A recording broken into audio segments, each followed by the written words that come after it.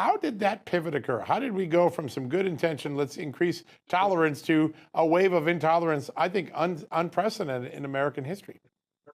Yeah. Well, I say that that the gay advocacy with corporations being an inflection point was no accident. You had precedent that was set after corporations started weighing in on things like same-sex marriage. 379 Fortune 500 companies filed amicus briefs with the Supreme Court urging them to make same-sex marriage the law of the land in 2015, for example. Major public support from a popular perspective at that time. But there was also precedent that was set. So, hey, if you're going to weigh on this social issue of same-sex marriage, why wouldn't corporations weigh in on things like abortion? Why wouldn't they weigh in on things like Black Lives Matter?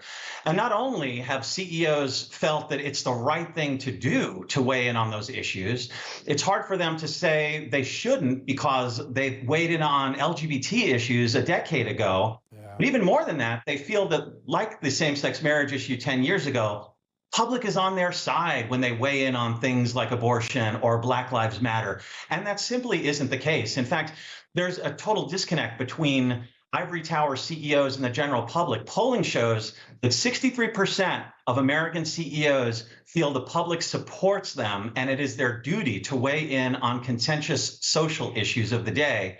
When if you poll the general public, it's just the exact opposite. 63% of the American public feels that CEOs should just keep their mouths shut and not weigh in on any issues that do not impact the bottom line. Stick to services, goods, and Wow. yeah, stick to services, goods, and the bottom line. That's the way it used to be.